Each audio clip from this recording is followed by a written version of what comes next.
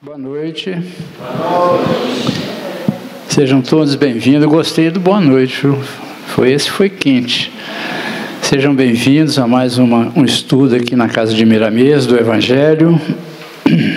Nós pedimos para manter os celulares no silencioso ou desligá-los, para a gente manter a harmonização. O nosso tema de hoje é a estranha moral.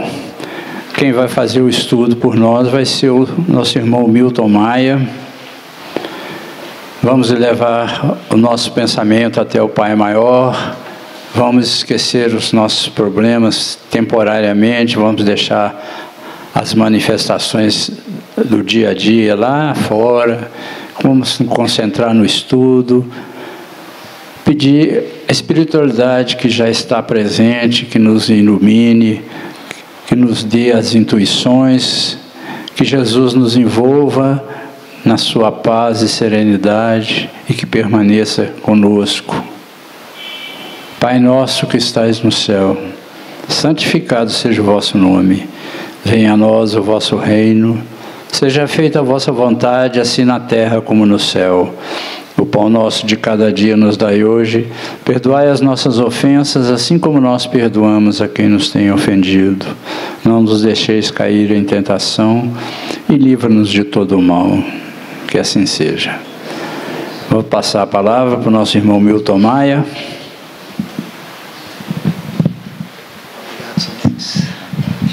Boa noite a todos.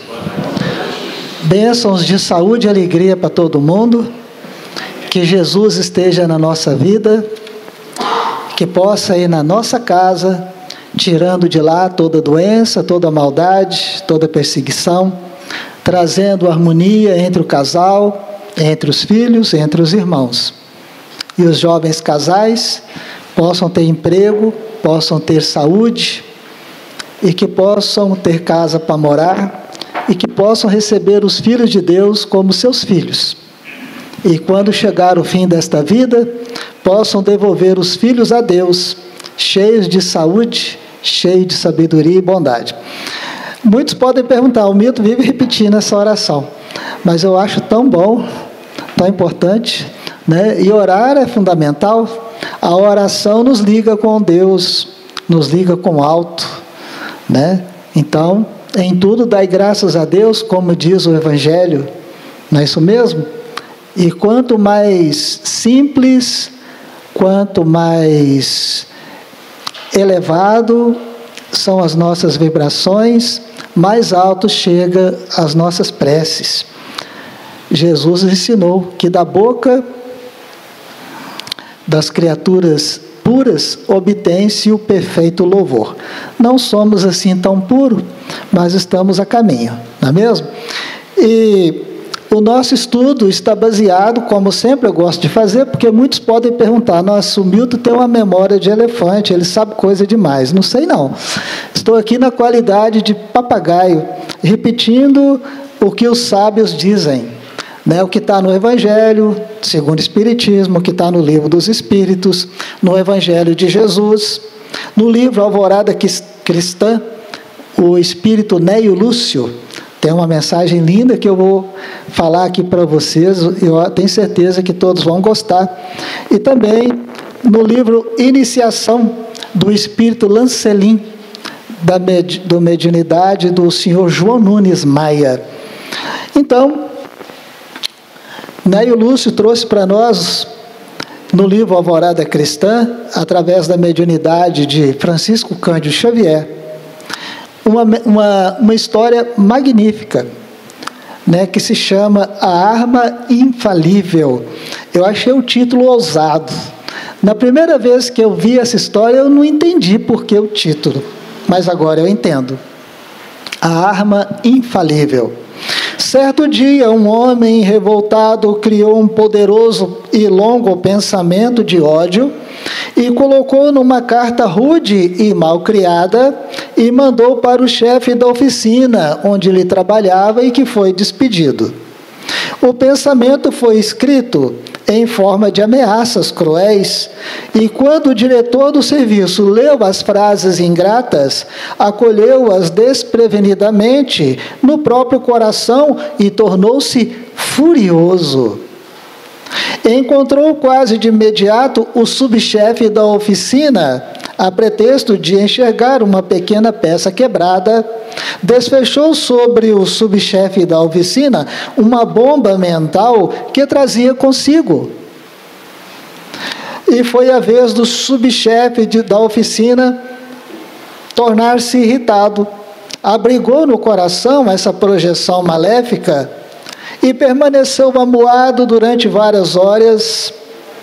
Quando foi no horário do almoço, ele foi em casa almoçar e, ao invés de alimentar-se, descarregou na esposa a perigosa vibração invisível, tão só porque um sapato imperfeitamente engraxado proferiu dezenas de palavras feias.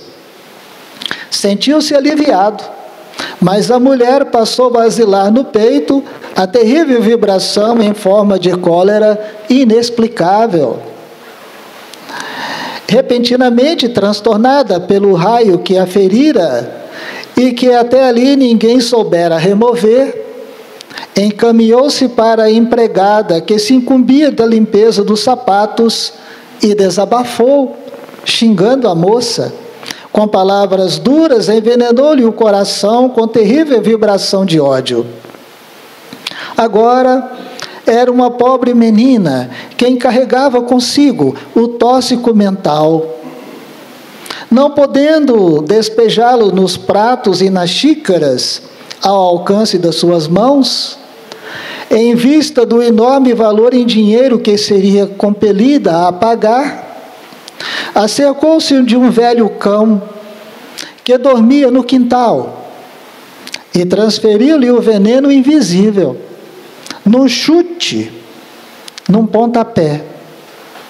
O animal latiu apavorado e disparou, tocado pela energia mortífera, e para livrar-se desta energia, mordeu a primeira pessoa que encontrou na rua. Era uma senhora da casa vizinha, que, ferida na coxa, se enfureceu, possuída pela força maléfica do ódio. Em gritaria desesperada, foi conduzida até a farmácia. Entretanto, deu-se pressa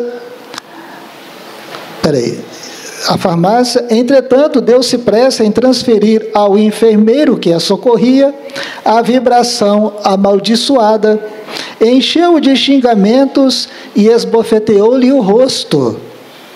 O rapaz, muito prestativo, de calmo que era, converteu-se em verdadeira fera.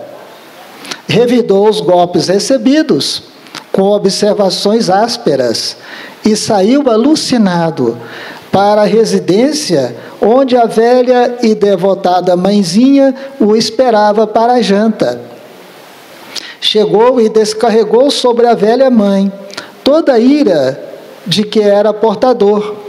"Estou farto", gritava ele. "A senhora é a culpada dos aborrecimentos que me perseguem. Não suporto mais esta vida infeliz. Sai da minha frente." Pronunciou nomes terríveis. Amaldiçoou a mãe. Gritou colérico, qual louco. A velhinha, porém, longe de agastar-se, tomou-lhe as mãos e disse-lhe, com naturalidade e brandura: "Venha cá, meu filho. Você está cansado e doente. Sei da extensão dos seus sacrifícios por minha causa e conheço que tem razão para lamentar-se. No entanto, tenhamos bom ânimo, meu filho. Lembremos-nos de Jesus. Tudo passa na terra. Não nos esqueçamos do amor com que o Mestre nos amou." Abraçou-o comovida e afagou-lhe os cabelos. O filho demorou-se a contemplar os olhos serenos da mãe e reconheceu que havia um carinho materno tanto perdão e tanto entendimento, que começou a chorar, pedindo-lhe desculpas. Houve então entre os dois uma explosão de íntimas alegrias. Jantaram felizes e oraram em sinal de reconhecimento a Deus. A projeção destrutiva do ódio morrera. Afinal, ali dentro do lar humilde, diante da força infalível e sublime do amor de uma velha mãe. Alma querida, alma que sabe amar. Aí está a arma infalível. A arma infalível para vencer o ódio, para vencer as vibrações do ódio. O amor. E durante o dia todo, todos foram testados. Nós estamos no mundo de provações, provas e expiações. Todos foram testados. Todos fracassaram. Até o cachorrinho fracassou, né? Foi testado também. Somente uma velhinha, com o coração maduro por longos anos de sofrimento, teve a humildade de aceitar as ofensas sem guardar mágoa. Teve a humildade de aceitar a rejeição e ainda por cima ofereceu o seu coração cheio de bondade, sem mágoas e sem ressentimentos para o filho. Então, se nós queremos vencer alguém, presta atenção, se nós queremos vencer alguém, nós precisamos perder para esse alguém. Sabia disso? Não foi assim que Jesus fez? Jesus perdeu para Pilatos, perdeu para Herodes, né? Perdeu para César, e no entanto ele é inesquecível. Inesquecível. E os vencedores do mundo, onde estão? Onde está César? Onde está Pôncio Pilatos? Onde está Herodes? Onde está Herodias? Né? É bom nem ficar escarafunchando muito, porque senão nós vamos ficar assustados. Então, a humildade, a força do amor, o poder da humildade é capaz de vencer os terríveis obstáculos. Vocês lembram do Mahatma Gandhi? Mahatma Gandhi, né? O hindu que conseguiu a independência da Índia sob o domínio inglês sem dar um tiro. Pacifista, né? E sabe o que ele falou de Jesus? Ele não é cristão. A religião dele é outra, é hindu. Sabe o que ele falou de Jesus? Que se perdesse todas as escrituras do mundo, inclusive as escrituras referentes à religião dele, e sobrasse apenas o Sermão da Montanha, capítulo 5 de Mateus, já seria o suficiente para a humanidade saber o que deve e o que não deve fazer. Né? E nós vamos estudar sobre a estranha moral, e nós não podemos fugir desse assunto, senão fica estranho fugirmos da estranha moral. A estranha moral está comentada no capítulo 23 do Evangelho segundo o Espiritismo. Os Espíritos trouxeram muitas ideias, Allan Kardec também. Então vamos pegar alguns pontos para nós podermos analisar sobre a estranha moral. Por exemplo, será que Jesus mandou odiar os pais? Quando nós lemos Lucas capítulo 14, nós vamos ter ali alguma coisa que não fica bem claro. Porque Jesus disse, se alguém vem a mim e não odeia o seu pai e a sua mãe, a sua mulher e seus filhos, e seus irmãos e irmãs, não pode ser meu discípulo. E agora? Não é estranho? Está no Evangelho, capítulo 14 de Lucas. Tantas vezes nós lemos, né, e nem paramos para pensar, não é mesmo? Nós temos o hábito de mecanizar as leituras. Às vezes lemos um livro, depois alguém pergunta, esse livro é bom? É? Como é que é a história? Conta para mim. Não sei não estou lembrado. Não é assim? Pois é. Lemos, como se fosse uma máquina. Mas não entendemos. Se nós não entendemos, então não adiantou de nada a leitura. Perdemos um tempo. Então os estudos precisam ser focados. Quantas vezes já lemos esse versículo? Versículo 25 a 27 do capítulo 14 de Lucas. Se alguém vem a mim e não odeia seu pai e sua mãe, sua mulher e seus filhos, seus irmãos e suas irmãs, não pode ser meu discípulo. Será que Jesus está mandando odiar pai e mãe? Né? Olha, então, eu vou trazer de acordo com o que está no Evangelho segundo o Espiritismo, não vou ficar inventando moda. Né? Eu vou confiar não, eu tenho certeza que Allan Kardec e os bons espíritos têm ideias e argumentos melhores do que os meus. Então, olha só, Jesus mandou amar os inimigos.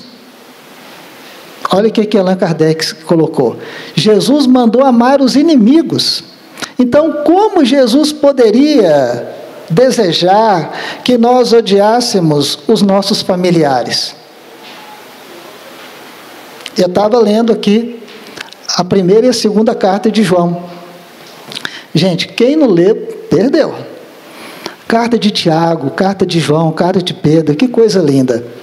E João diz o seguinte: aquele que fala que ama Deus e não ama o seu irmão e odeia alguém, né? Odeia alguém, detesta alguém, é mentiroso. João está aqui, ó. João chama de mentiroso. Porque como é que ele pode amar a Deus a quem ele não vê, se ele não ama o seu irmão a quem vê, com quem convive? Mas amar o próximo é fácil? Não é fácil, né? Quem já escutou essa palavra, chefe? Já escutou essa palavra? É difícil amar o chefe, não é? Sabe por quê? Porque nós não entendemos o que é amar. Nós achamos que amar é ficar abraçando e beijando o dia inteiro. Isso é impossível, né? Isso é hipocrisia. Da mesma forma, Jesus está falando aqui, ó, que não é isso que ele deseja. Porque Jesus preconizou, está inclusive nos 10 mandamentos. 2000 anos antes de Jesus, os 10 mandamentos. Ou seja, já tem 4000 anos. Está escrito lá num dos mandamentos: honrar pai e mãe. Então Jesus, de forma alguma, deseja que nós odiemos nosso pai, nossa mãe e nossos irmãos. É porque nós não entendemos o que ele quis dizer. As traduções são imperfeitas. A diferença entre as línguas é muito grande. O texto original foi escrito em aramaico, uma língua morta. Foi traduzida para o grego, foi traduzida para o latim, depois traduzida para o português. Por pessoas que muitas vezes eram bons linguistas, sabiam as traduções, mas não conhecia o Evangelho, não conhecia as tradições religiosas, não conhecia a igreja. Então, muitas vezes, uma tradução fica fria, porque a criatura que está traduzindo não tem a vivência na área. Então, o que Jesus pede nesses versículos não é que nós deixamos de amar os nossos familiares. Jesus não pede para nós odiarmos os nossos familiares, mas Ele pede para nós entendermos, e Ele próprio ensinou isso, que nós tenhamos o nosso foco.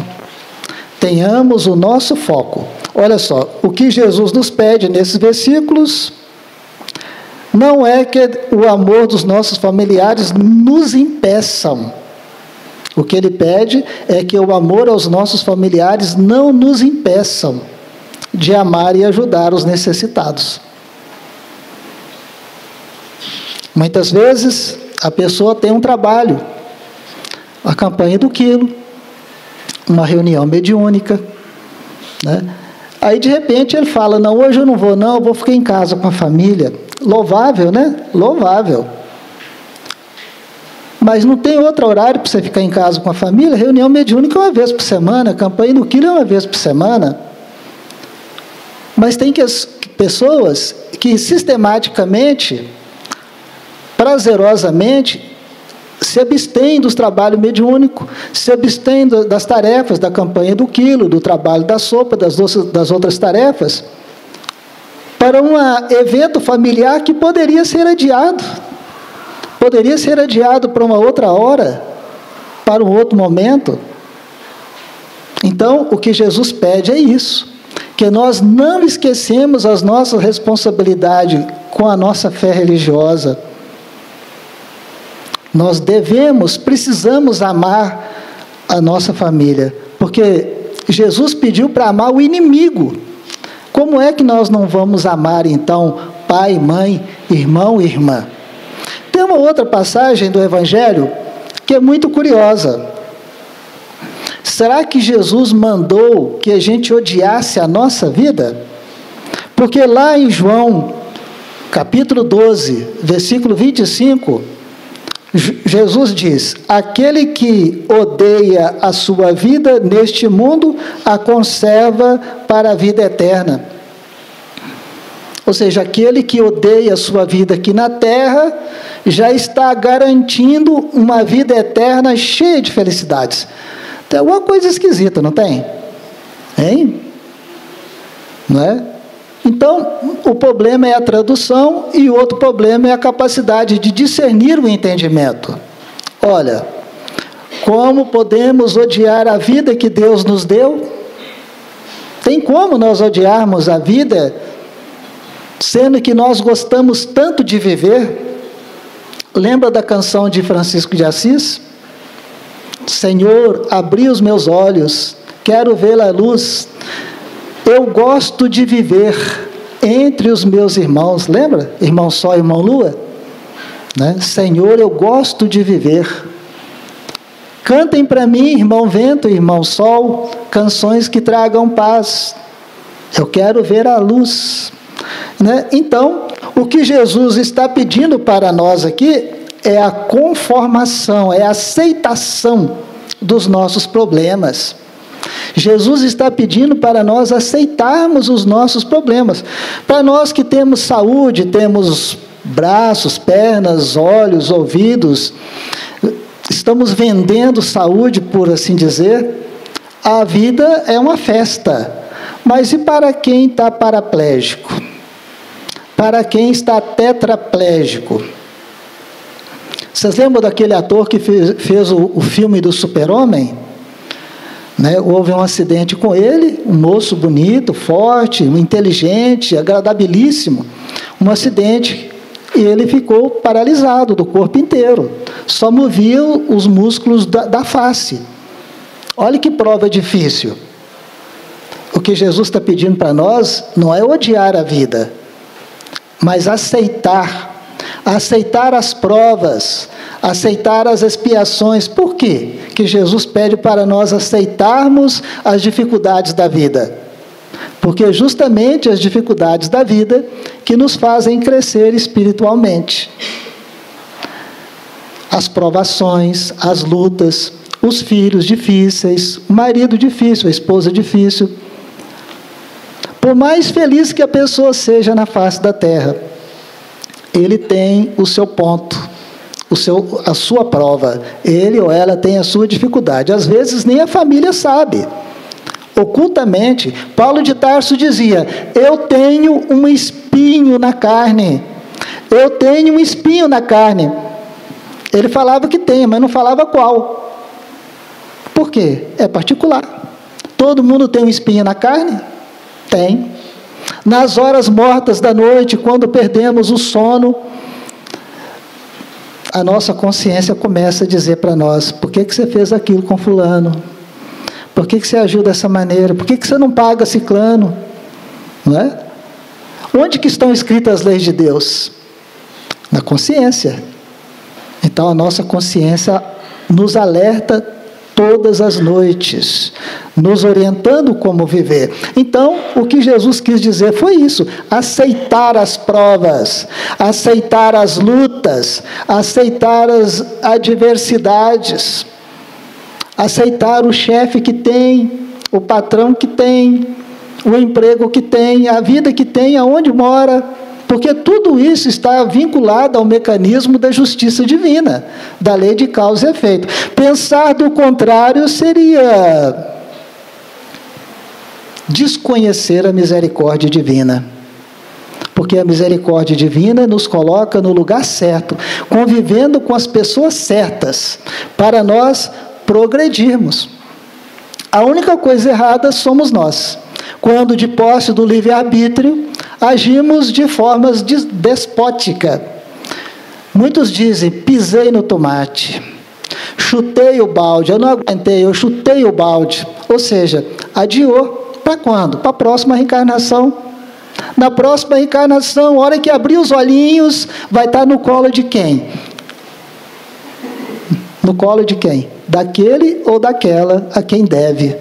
A justiça divina nos coloca no lugar certo para nós progredirmos. Não é castigo, é a nossa necessidade. O que foi que Jesus falou? Reconcilia com teu adversário enquanto está a caminho com ele. Porque se não reconciliar, será levado ao juiz, o juiz te encerrará na prisão. O que é a prisão? Sabe como é que chama a prisão? Corpo físico. Corpo físico. Será levado na prisão com quem? Com o adversário. Até quando? Até quando reconciliar.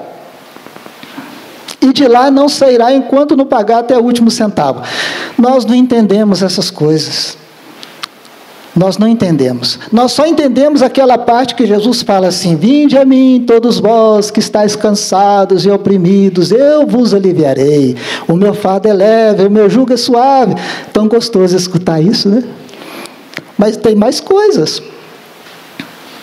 Então, nós estamos convivendo com as pessoas certas. É isso que Jesus pede aqui nesse versículo. Não é para nós odiarmos a vida, porque a vida é uma riqueza, é uma bênção.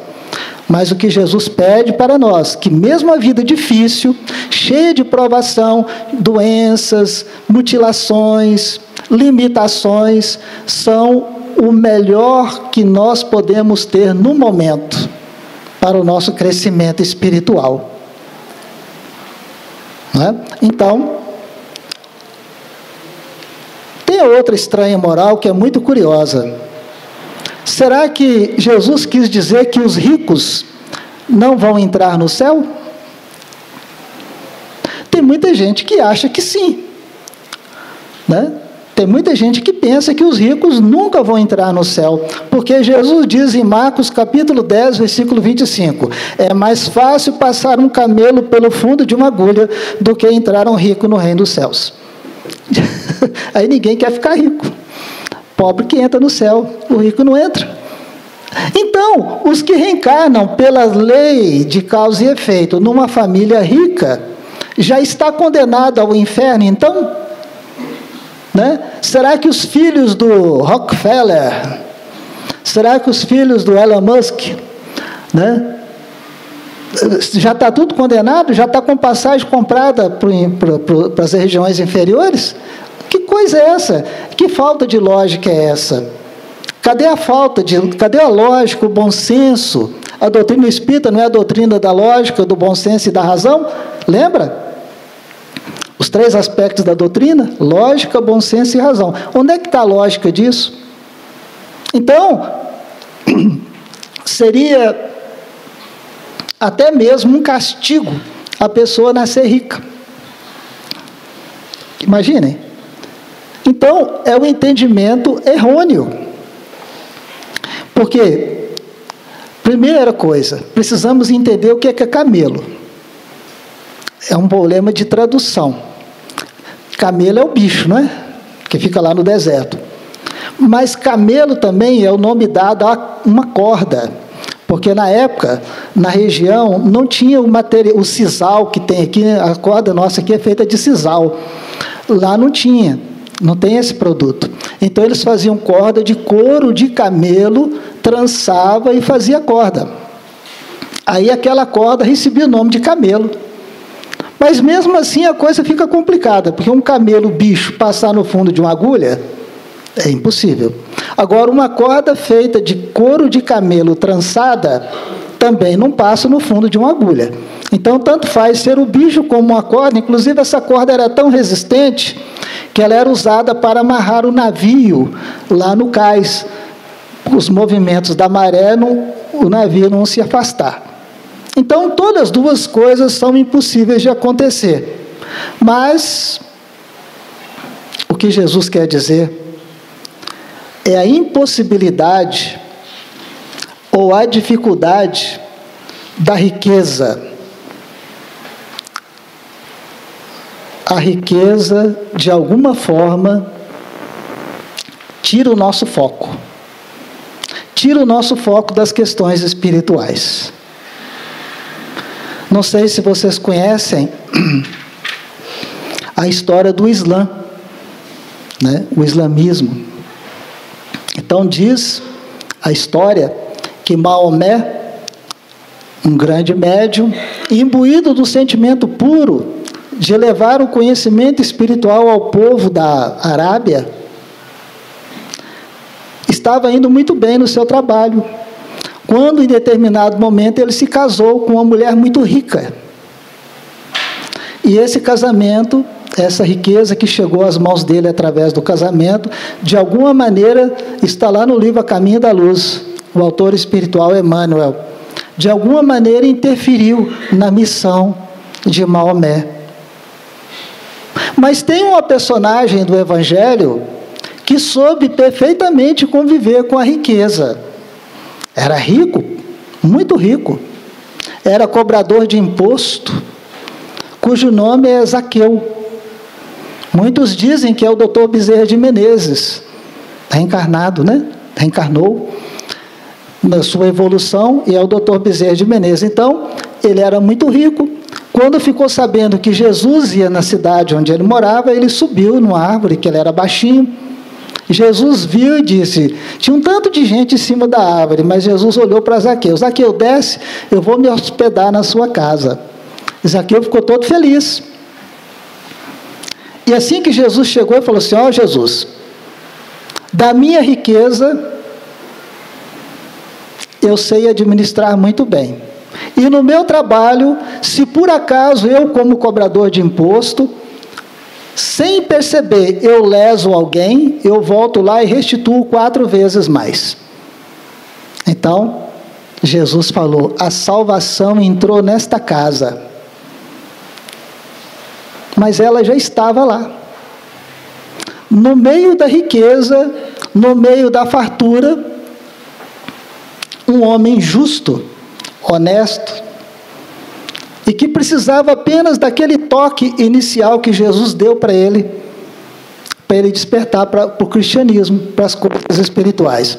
Então, a advertência que Jesus dá para nós é esta, que os bens materiais, se não soubermos administrá-los com sabedoria, podem sim nos desviar do caminho do bem. Podem sim nos desviar do nosso roteiro. Por isso que grandes espíritos, muitos trabalhadores espirituais, grandes almas, preferem reencarnar na pobreza, na simplicidade. Nós temos o exemplo nosso, perto de nós aqui em Pedro Leopoldo, o exemplo do Francisco Cândido Xavier. O pai dele era vendedor de bilhete de loteria, uma família numerosa. Ainda criança, Chico ficou órfão de mãe, precisou trabalhar aos 10 anos de idade na fábrica de tecidos. Né? Então, os grandes espíritos preferem a pobreza, porque encontram na pobreza as condições ideais para fazer brilhar a alma, brilhar o espírito. Enquanto que nós, sem grandes qualidades morais e espirituais, reencarnando na riqueza, tudo é motivo para a nossa queda. Bebida com fartura, sensualidade com fartura, né? E por aí vai.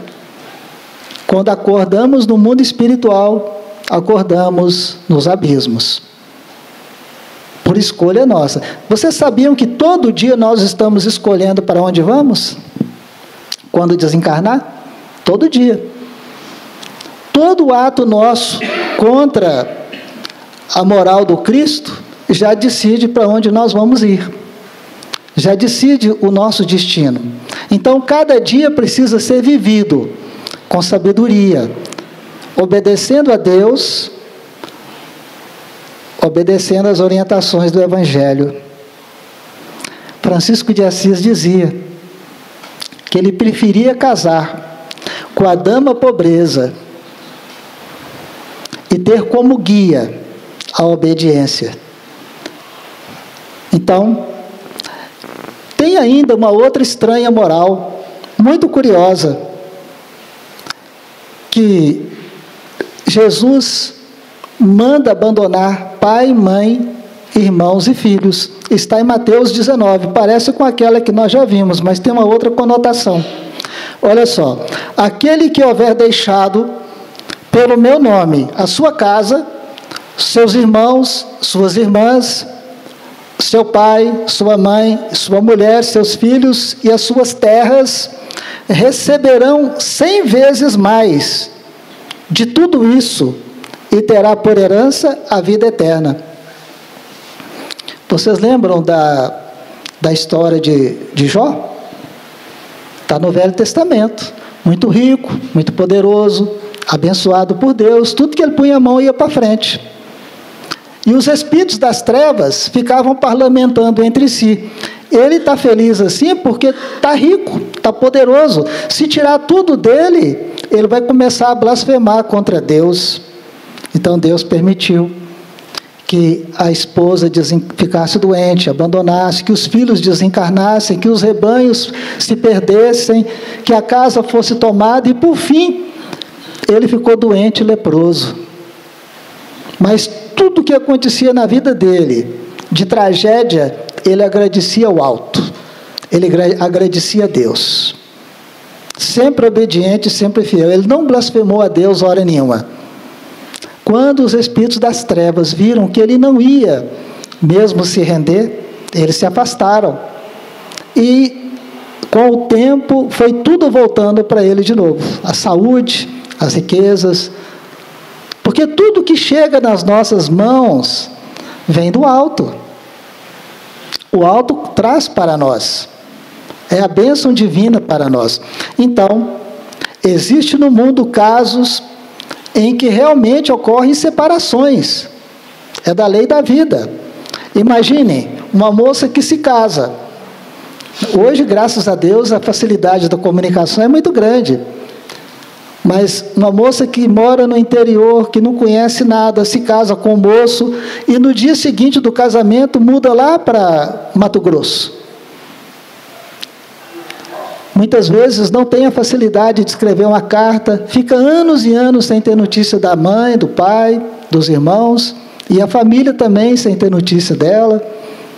Né? Então, hoje, graças a Deus, as facilidades são grandes. Então, pelo mecanismo da sociedade, muitas vezes as pessoas se separam umas das outras, pelas injunções do trabalho, das guerras, né? E das lutas diárias. Então, assim, para que a sociedade, para que a humanidade progrida, é preciso que haja a união entre as famílias. Porque se casassem, se unissem com pessoas do mesmo sangue, a história mostra para nós que vem as doenças, vem aí as aberrações, com o entrecruzamento das mesmas raças e dos mesmos tipos sanguíneos. Então, é uma lei da natureza a necessidade da miscigenação. Né? Então, aqueles laços de família se quebram, não se quebram com a separação, mas se quebram quando não existe o amor verdadeiro. Então, nem a morte do corpo separa aqueles que verdadeiramente se amam. Porque mesmo fora do corpo físico, continua a afeição, continua a correspondência. Muitos deles vêm nos visitar durante o sono físico, se tornam visíveis para nós. Nós tivemos notícia de que, inclusive, no dia do culto no lar, não sei se vocês têm o hábito de fazer o culto no lar, seria muito bom se tivesse. No dia do culto no lar, na nossa casa, familiares nossos desencarnados vêm participar conosco do culto no lar. E muitos sentem a presença. Então, à medida que a humanidade vai progredindo, as distâncias entre o mundo material e o mundo espiritual vão diminuindo. Porque não existe separação. O fato de não estar vendo não quer dizer que não esteja presente. Ausência, invisibilidade não é sinal de ausência. Os espíritos estão presentes, estão nos acompanhando, estão nos observando, mais até do que nós imaginamos.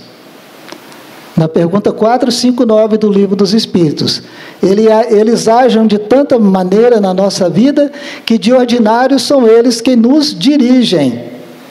Então a vida naturalmente faz com que as pessoas se procurem pelos laços da afetividade.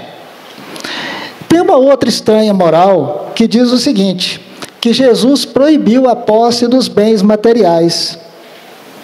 Está lá em Lucas, capítulo 9, quando disse, Senhor, eu te seguirei, mas permite que antes eu vá vender a minha casa.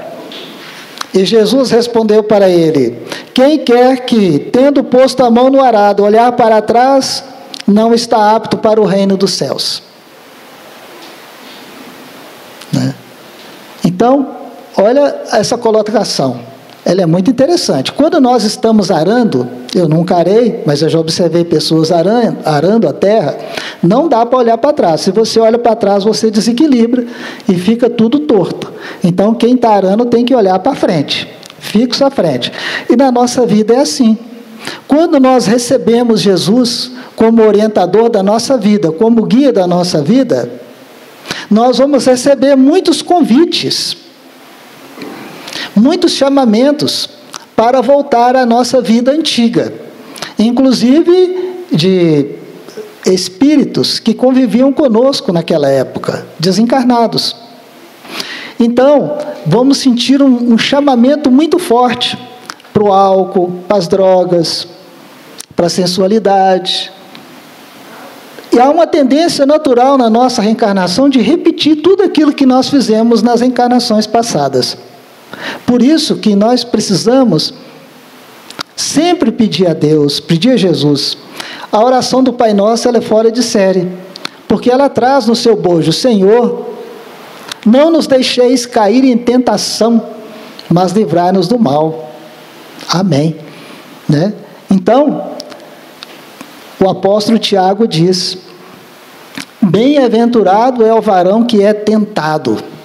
Eu custei entender, meu Deus, o apóstolo Tiago está tornando a coisa mais difícil ainda. Bem-aventurado o varão, né, que é tentado. Quando fala varão, todo mundo já entende, é o homem másculo, juvenil, viril, forte, né, sangue nos olhos.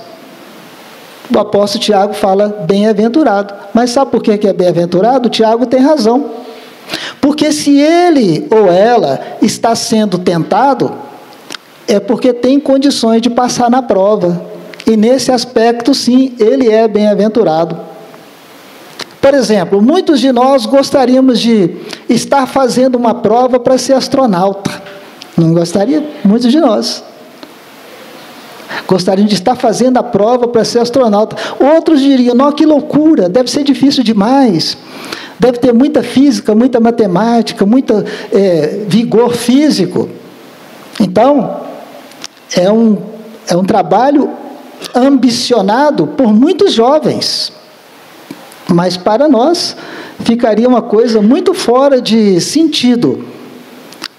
Mas felizes daqueles que estão tendo essa experiência, porque eles têm a capacidade para isso. Então, as provações, as tentações, mostram para nós que nós já estamos em condições de vencer. Existe uma grande possibilidade de vencer, porque se não existisse, esse teste, essa prova não viria para nós. Tem ainda uma estranha moral que diz assim, Senhor, deixa que eu vá sepultar o meu pai, para depois eu seguir o Senhor. E Jesus disse, Deixa que os mortos enterrem os seus mortos. Como é que pode um morto enterrar o outro? Não tem sentido, né? Mas é porque nós não entendemos o significado da explicação. Quem é morto e quem é vivo? Quem está ligado a Deus está vivo. Quem está desligado de Deus está morto, não no físico, em espírito. Quem está distante de Deus espiritualmente está morto, porque de Deus nós absorvemos a fonte da vida, da vitalidade, da saúde, da alegria. Nós aurimos de Deus. Então, quem está diante de Deus, quem está mergulhado no vício, quem está mergulhado na maldade, na concupiscência, conforme Paulo explica para nós, está morto, espiritualmente morto. Então, Jesus quis dizer assim: deixe que aqueles que estão sem direção, deixe que aqueles que estão sem roteiro se ocupem com isso. Venha comigo ensinar o Evangelho, venha comigo pregar a palavra divina, venha comigo fazer a caridade. Existem outras pessoas para fazer esse trabalho. Porque é uma obrigação da família enterrar os seus defuntos, né? Os seus entes queridos que desencarnaram. É uma obrigação nossa. Nem por isso nós vamos deixar de ir na nossa tarefa. Nós podemos sim providenciar rapidamente, cumprir com o nosso papel social.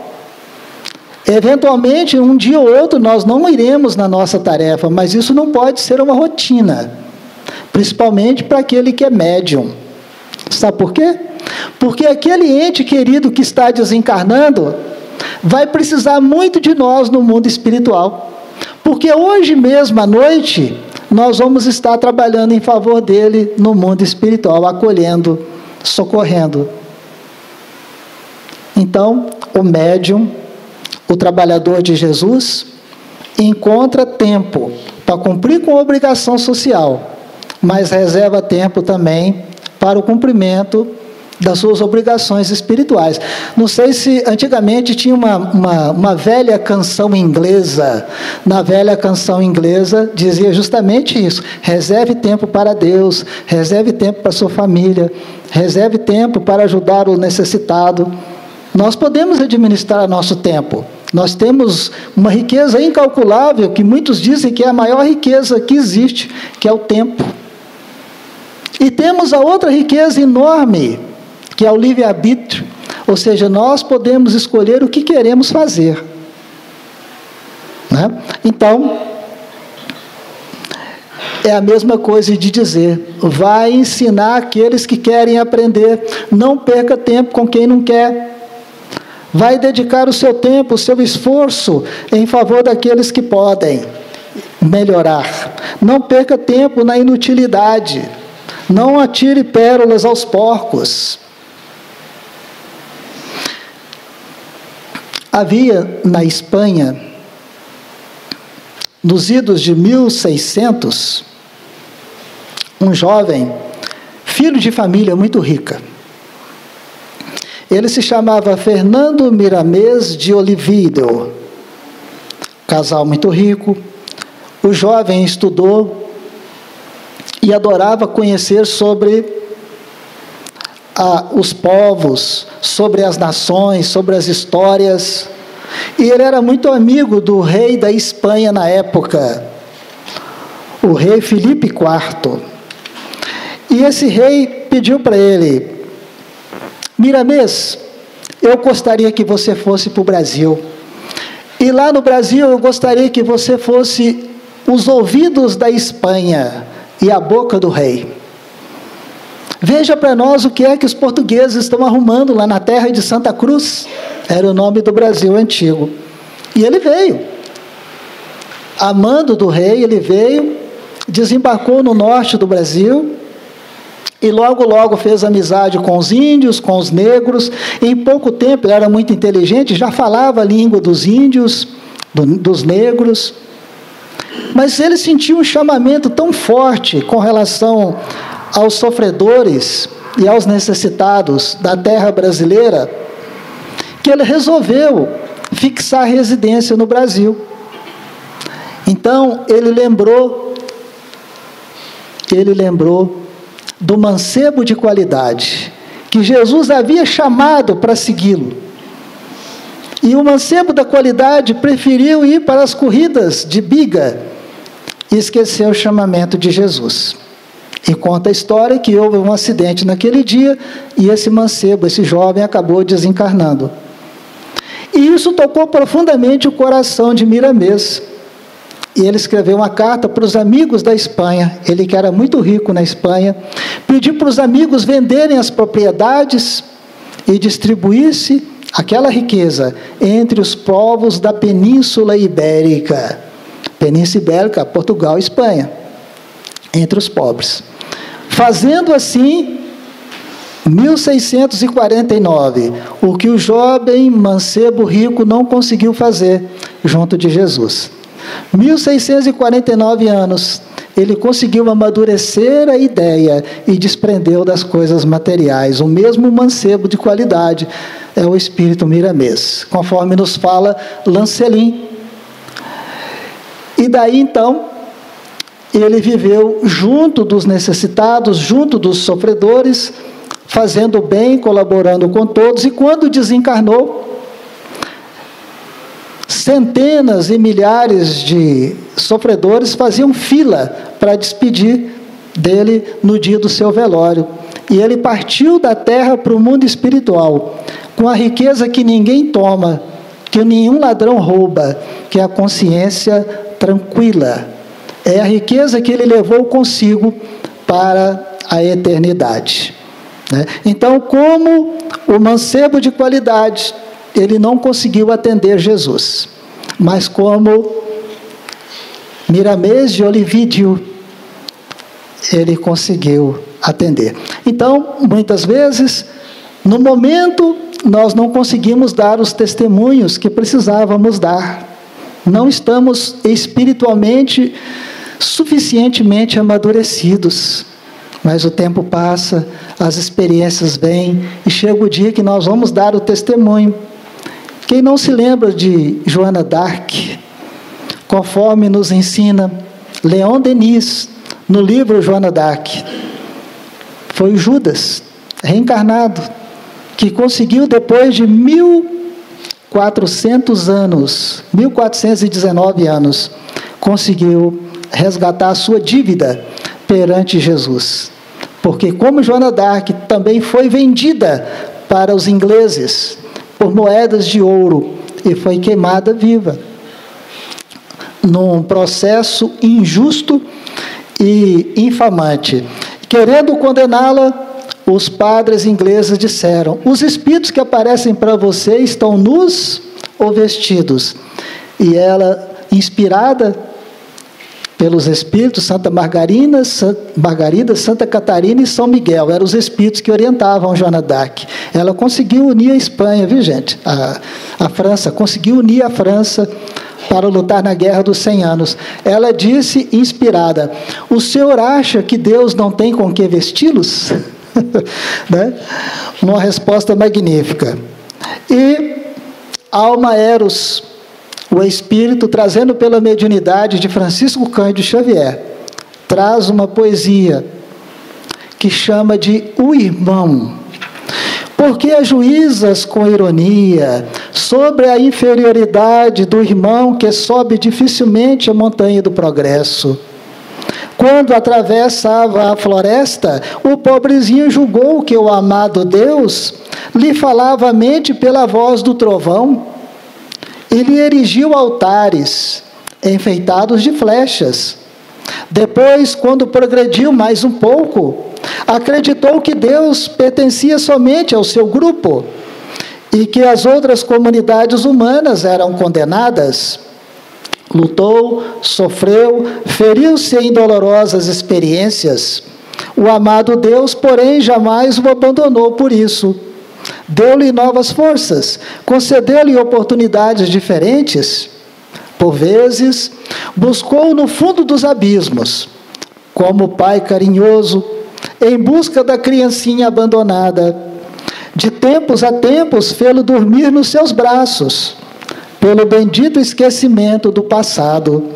para que o sol do trabalho lhe sorrisse outra vez.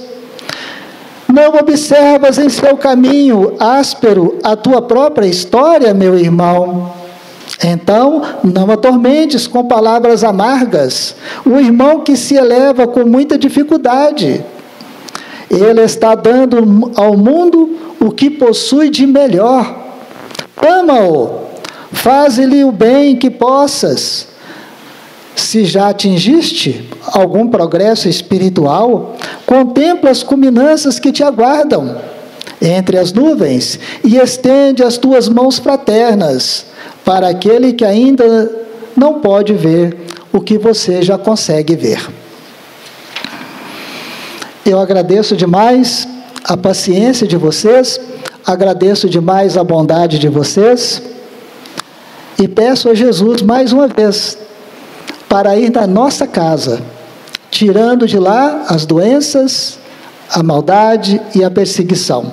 Que os bons espíritos possam estar no nosso lar, trazendo paz e harmonia entre o casal, entre os filhos, entre os irmãos, e que os jovens casais tenham casa para morar, tenham emprego, tenham saúde, e que possam receber os filhos de Deus como seus filhos.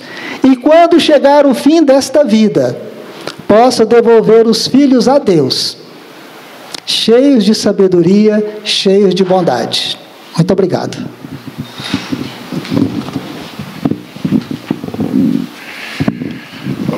Agradecemos o nosso irmão Milton por esse estudo, né, por essas palavras, boas reflexões. Nós estamos a 5 minutos de encerrar o nosso estudo. Vou passar uns recadinhos rapidinho para vocês. Nós temos a evangelização infantil funcionando aqui na casa, nos dias de reunião. Evangelização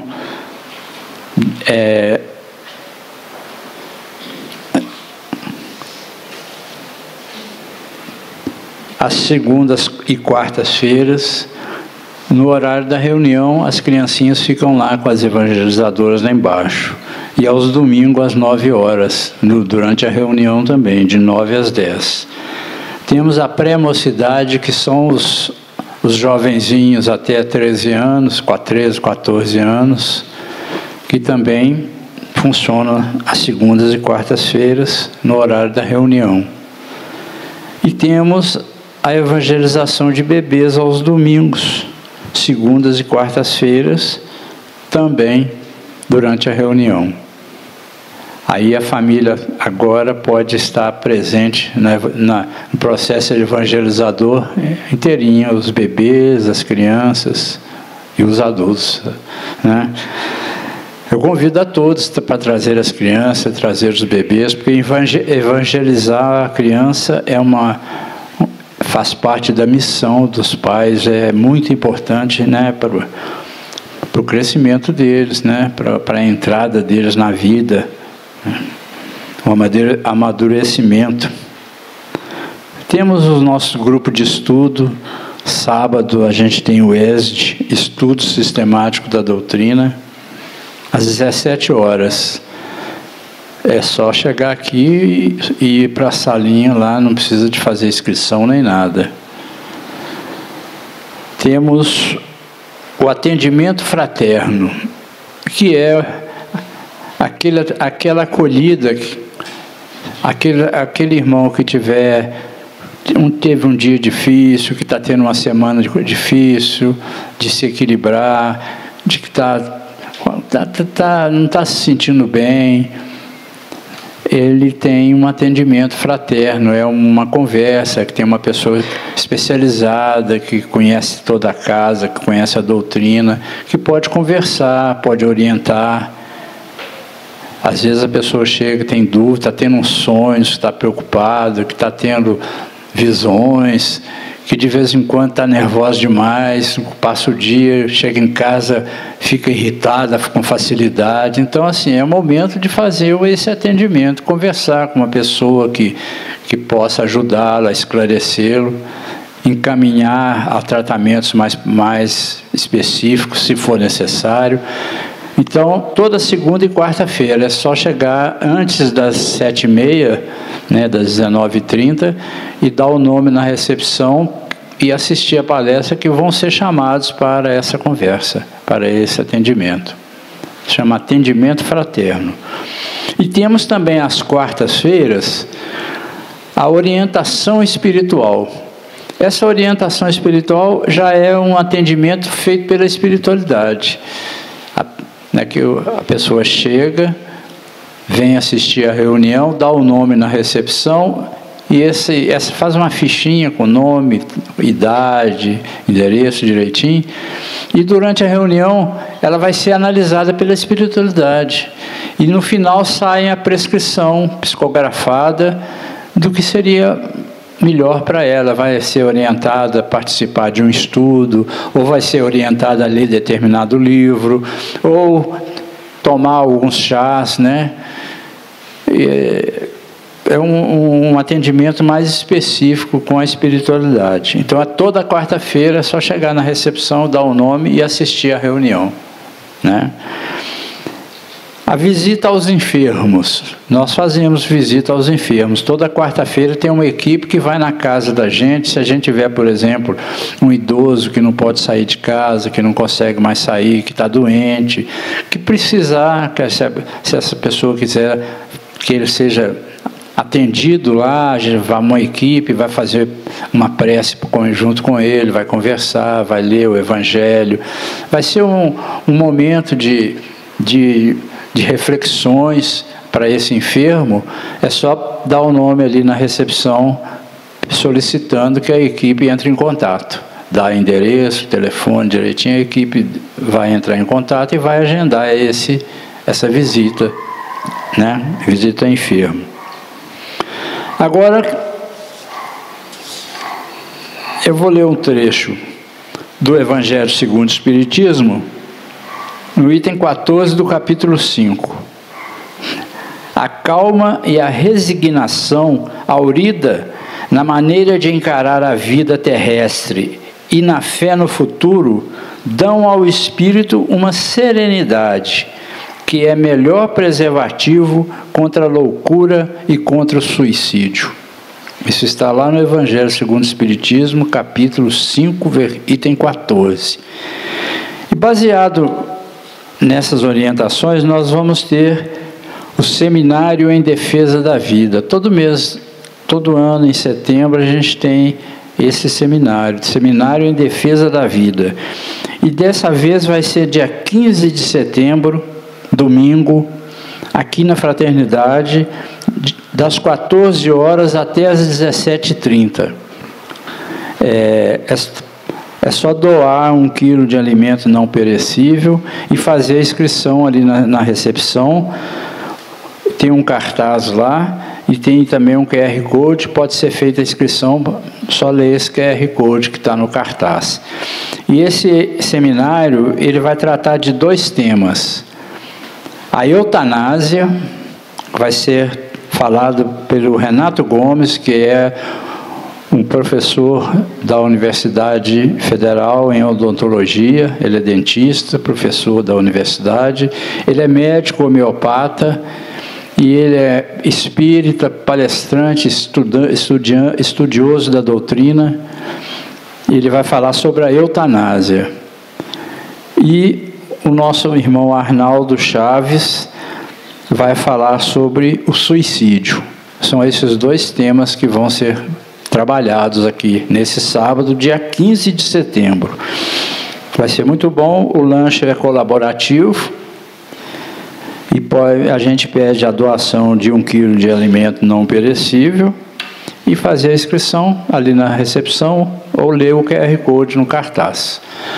No mais, já passamos 2 minutos, vamos agradecer a Jesus, elevar o nosso pensamento ao Pai Maior, agradecer aos benfeitores do plano maior por ter nos dado essa oportunidade, de nos sustentado o trabalho, agradecer ao nosso irmão Milton pelo estudo, pelas reflexões, Pedir a Jesus que continue conosco, continue nos envolvendo o coração de cada um de nós e que possamos chegar em segurança aos nossos lares.